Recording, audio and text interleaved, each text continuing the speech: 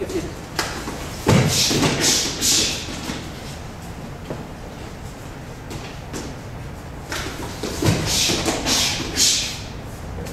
now is a choke from behind, but the person's grabbing you and pulling you.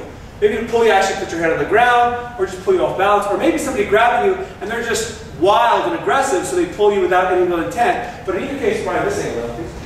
By the time you realize you're being attacked at all, you are off balance. You're about here. So not only do you have to address immediate danger, you also have to recover from this position. We're going to start with the standard technique you would do if we were choked from behind into place, and that is plucking. My hands are going to fly back when they feel pain. My hands are like hooks, and I pluck. If you know from level 1 that technique, you have the beginning of this technique already. But as I'm being choked, I'm also being pulled, so watch. I pluck and I turn in. Immediately, as I'm plucking, I turn. If you watch, I'm going to go back toward the camera. If you watch, I'm trying to turn into him right away to regain balance.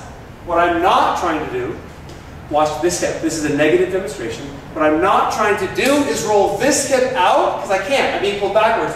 So I cannot make exercise by rolling the outside hip over. I make the exercise by rolling the inside hip in.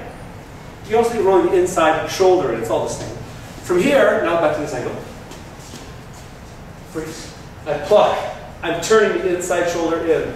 From here, I push off with this foot. I step with the outside foot. Big. This is how I regain my balance. Again, slowly. Now from here, again, I'm going to go actually my back to the camera now. Watch the hand position. Watch my hands. Pluck. This hand's already holding on. I keep holding on with this hand. The hand I turn toward. I keep holding on. I keep rotating. As I'm doing that footwork, the outside hand comes and catches here. This hand from plucking was already holding the thumb. This hand comes across the top and catches the pinky. Push with the heel of your palm. Pull with the other arm. I do this. Brian, do you feel it? Yes. That's the action. Again, this part slowly. In Krav Maga, we don't love wrist locks. We don't do many wrist locks. The only reason for having one at the moment is that as I'm falling and trying to regain my balance, there's not much else to do. As I'm falling, I can't kick him. As I'm falling, I can't punch him. He's giving me his hand, so I use it to make leverage on. I'll give up on this if it doesn't succeed, but I might as well try something as I'm regaining my balance. From here, as soon as this foot steps, kicking to the groin. If I've come off to a wide angle, maybe it's a round kick, but what I'm trying mostly is a front kick to his groin. Here. If I have this, I keep it, I break. Obviously for my partner, I'm just practicing the torque. You feel some pressure? Yes. But on the street, I'm thinking, this, I break it. If I've got it, I keep it, kick. If it's broken, I jiggle it, punch in the face. I'm finishing him any way that I can. Last comment I'm going to make.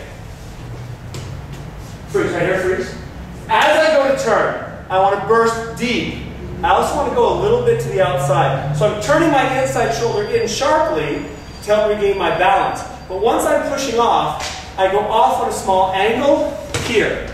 I'm trying to get as far away from his weapons as I can. If I burst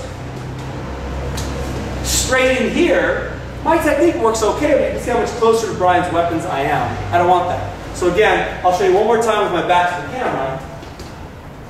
I'm bursting out to the side like Brian. You feel the difference there? Yeah. Now, facing the camera. Watch the angle that I burst to. Off to the side a little bit. That's it.